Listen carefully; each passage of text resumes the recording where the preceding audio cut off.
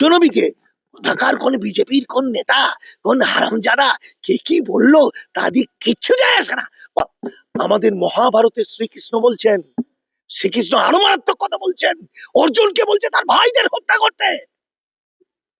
অর্জুন গীতায় শ্রীকৃষ্ণ অর্জুনের ভাইদের, তার পরম প্রিয় আত্মদেরকে হত্যা করতে বলছে, যে এতে কোনো ধর্ম যাবে না। কিন্তু ইসলামটা বলছে না। ইসলাম কি বলছে? ইসলাম বলছে এই মুশরিকদের, এদেরকে তোমরা ধরবে, শাস্তি দেবে, কিন্তু তারা যদি আল্লাহকে ডাকে, তারা যদি গরিব মানুষদের সেবা করে, জাকাত দেয়, তারা যদি আল্লাহকে স্মরণ করে একেশ্বর বলে, তাকে বুকে জড়িয়ে ধরো। কারণ আল্লাহ পরম দয়ালু, আল্লাহ সকলকে ভালোবাসে, আল্লাহর মতো দয়ালু কেউ নেই। তাহলে আজকে বিশ্বনবী হযরত মুহাম্মদ সেই মুশরিক যারা মুসলমানদের সঙ্গে বেঈমানি করলো, করার পর তাদেরকে ধরে আগুন লাগিয়ে মেরে কেটে দিচ্ছে, সেখানেও বিশ্বনবী বলছেন যে তাদেরকে ক্ষমার চোখে দেখো। আর আমার এখানকার মুসলমান নেতারা, ব্যক্তি জীবনে অসীম সরকারের সঙ্গে আমার কথা হয়েছে অনেকবার, তিনি অনেক বড় বড় ভালো ভালো কথা বলেন কুরআন শরীফ সম্পর্কে। এই যে আয়াতটা বলেছেন তার আগে কি আছে, তার পরে কি আছে, তবে তার মানেটা বোঝা যাবে। এবং বিশ্বনবী হযরত মুহাম্মদ যিনি তার চরম শত্রুকে বুকে টেনে নিতে বলেছেন, ওই আয়াতেই লেখা আছে তার পরের লাইনে, মুশরিক কারা? এই যে অসীম সরকাররা হিন্দু মুসলমান বিভাজন করতে চাইছে, ঘৃণা ছড়াতে চাইছে, ওখানে হিন্দু কোথা থেকে এলো, সনাতনী কোথা থেকে এলো, ও মুসলমান কোথায় বলা আছে? ওখানে মুশরিক বলা আছে। সেই সময় পৌত্তলিকাবাদ এতটাই স্ট্রং ছিল, এই পৌত্তলিকাবাদের বিরুদ্ধে ইসলামের লড়াই। এবং আলটিমেটলি একটা যুদ্ধক্ষেত্র একটা অংশ বেঈমানি করে দিয়েছে। মুশরিকরা বেঈমানি করে মুসলমানদের উপর, যারা ইসলাম ধর্ম গ্রহণ করেছে, তাদের নানা রকম টর্চার করছে, খুন করছে। এই যুদ্ধক্ষেত্রে ঘাঁটি কথাটা ব্যবহার করছেন ইসলাম। সেই ঘাঁটি থেকে, অর্থাৎ এদের যখন দেখবে মানে শত্রুদের, যেটা যুদ্ধের নিয়ম, যেটা আমাদের মহাভারতের শ্রীকৃষ্ণ বলছেন, মূর্খদের কিছু সুবিধা থাকে, তারা জানে না যে তারা কিছুই জানে না, তারা নিজেরাই জানে না তারা কিছুই জানে না, ফলে তাদের আর কোনো চিন্তা ভাবনা থাকে না। কিন্তু অসীম সরকারকে মূর্খ বললে ভুল হবে, যে মূর্খ বলবে সে আরো বেশি মূর্খ। কারণ ব্যক্তি জীবনে অসীম সরকার একজন কবিয়াল, 4 পাস মানুষ হলেও সে কিন্তু বিশ্বের বাঙালিদের মধ্যে অন্যতম রেখাপাত করেছে একজন কবিয়াল হিসাবে। একজন কবিয়াল, তাকে বেদ, বাইবেল, পুরাণ, কোরআন, গীতা, জিন্দাবেস্তা সবই পড়তে হয়, জানতে হয়, তবেই তো সে কবিয়াল। কিন্তু তিনি এই কথাটা কেন বলেছেন, সেইটার প্রেক্ষিতটা বুঝতে হবে, কখন বলেছেন। আর বিশ্বনবীর যে কথাগুলো আয়াত তুলে বলছেন, বিশ্বনবী কোন প্রেক্ষিতে বলেছেন সেটা বুঝতে হবে। দুটো জায়গা আমাদের বুঝতে হবে। কবিয়াল অসীম সরকার এমন একটা সময় কথাটা বললেন, যখন বাংলার হিন্দু মুসলমান প্রায় 4.5 কোটি মানুষ বেনাগরিক হতে চলেছে। অর্থাৎ SIR এর মাধ্যমে 1.5 কোটি বেশি মানুষের ভোটার তালিকা থেকে নাম চলে যাচ্ছে। এক একজনের নাম বাদ যাওয়া মানে পরিবারে 2 জন 3 জন 4 জন। ফলে এই সময় মানুষের দৃষ্টিটা ঘুরিয়ে দিতে হবে। কারণ মতুয়াদের পুরো শেষ করে দিয়েছেন, মুসলমানরা ওয়াকআপ নিয়ে পুরো শেষ, ইসলাম সংস্কৃতি। তাহলে এই সময় একটা বাঙালি জাতির বিরাট আন্দোলন হওয়ার কথা। উনি কিন্তু একটা বোড়ে হিসাবে কাজ করেছেন। অসীম সরকারের নিজের কথা এটা নয়, ব্যক্তি জীবনে অসীম সরকারের সঙ্গে আমার কথা হয়েছে অনেকবার। তিনি অনেক বড় বড় ভালো ভালো কথা বলেন কুরআন শরীফ সম্পর্কে, কারণ উনি কবিয়াল। তাহলে এখন বললেন কেন? এখন এটা অসীম সরকার বলেনি, এটা বলেছেন বিজেপি RSS অসীম সরকারকে দিয়ে বলালো। আর আমার মূর্খের দল, আমি সাধারণ মুসলমানদের মূর্খ বলবো না, সহজ সরল ভালো মানুষ। কিন্তু তারা তাকিয়ে থাকে তাদের নেতাদের দিকে। যখন যে অসীম সরকার কুরআনের নাম সম্পর্কে একটা খারাপ কথা বলেছে, থুতুতম বলেছে, তার জন্য এত মামলা, এত থানায় এফআইআর হয়ে গেল, মিছিল হয়ে গেল, কিন্তু সেই কোরআন যে শিখবে, সেই মক্তব মাদ্রাসা গুলোই যে ধ্বংস হয়ে যাচ্ছে, সেগুলোই যে কেড়ে নিচ্ছে, তার জন্য একটা বৃহৎ মিছিল দেখলাম না এই কিছুদিনের মধ্যে মুসলমানদের।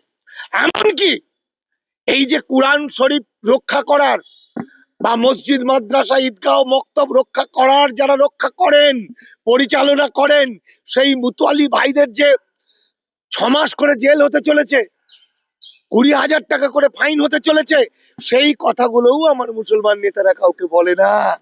অথচ বিশ্বনবী এত দয়ালু মানবিক, এরা সেই শিক্ষাটা পায়নি। কারণ বিশ্বনবী সেই আয়াতে কি বলছেন, আয়াতে বলছেন কি বলছেন না, যে আয়াতের কথা বলছে বুঝতে হবে তার প্রেক্ষিতটা কোন সময়, ইতিহাসের কোন জায়গায়, এবং সেই যে আয়াতটা বলেছেন তার আগে কি আছে, তার পরে কি আছে, তবে তার মানেটা বোঝা যাবে।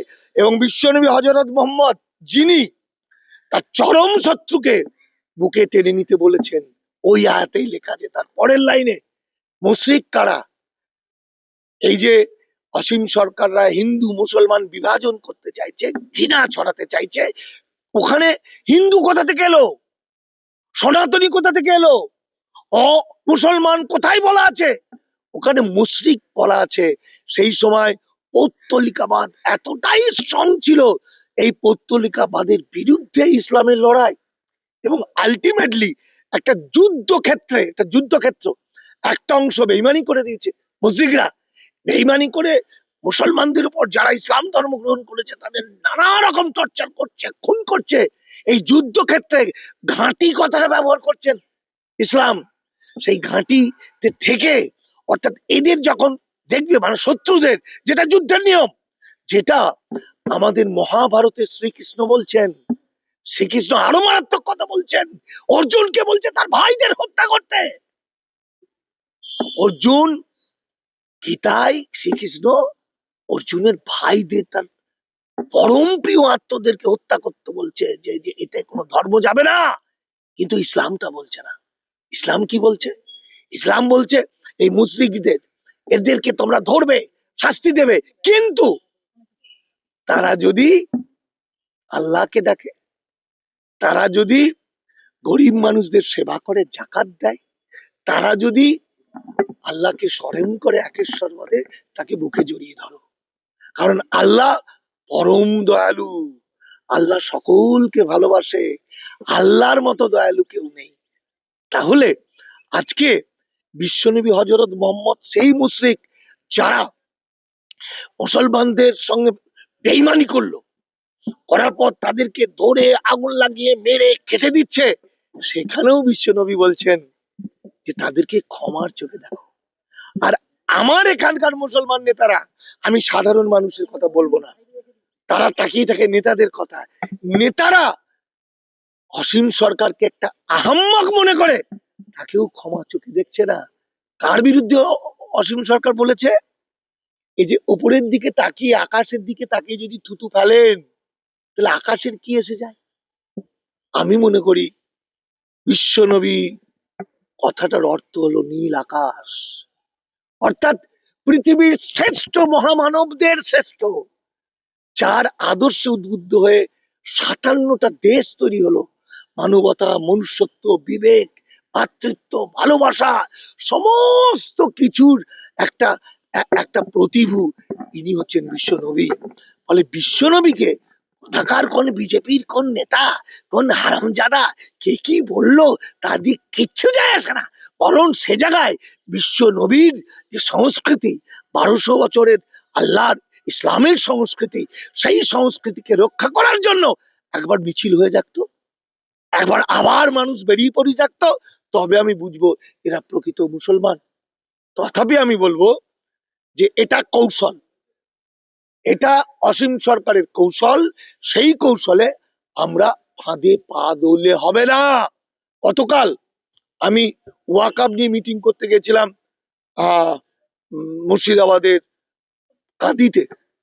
সেখানে একটা ফোন এলো আমার কাছে, সেই ফোনে আমি নামটা বলছি না, একজন বিএলও বসিরহাটে, তিনি বলছেন জেরা চলছে মানে এসআইআর এর, এবং সেখানে আমাদের দাঁড়াতে দিচ্ছে না, এবং সেখানে মানিকদা কাঁদতে কাঁদতে বলছে শুধুমাত্র শেখ আলম ইত্যাদি নামের সামান্য ভুলের জন্য বলছে এদেরকে ডাউটফুল করা হচ্ছে, কোর্টে গিয়ে এরা নিজেদের নাগরিকত্ব প্রমাণ করবে, তার মানে ঘটি বাটি সব চলে যাবে।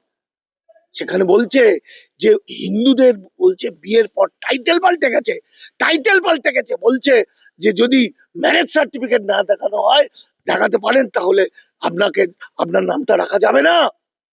আমার মুসলিম নেতারা এই নিয়ে কি বলছেন?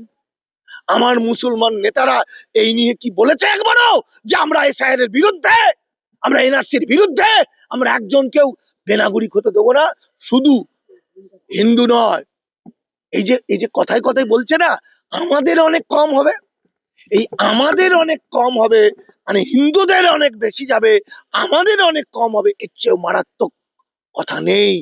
একটাও এই দেশের প্রকৃত মানুষ, একটাও আমার ভূমিপুত্র বেনাগরিক হবে কেন? ওরা অঙ্ক দেখছে, ওরা দেখছে যদি 10 লক্ষ 1 কোটি হিন্দু হয়, তাহলে 20 লাখ যদি মুসলমান যায় তো যাক, আরে তুই যা। আমি মুসলমান নেতাদের আগে বলছি তোরা আগে বেনাগরিক হয়ে দেখা, তোরা আগে দেখা, তারপর বড় বড় ভাষণ দিবি।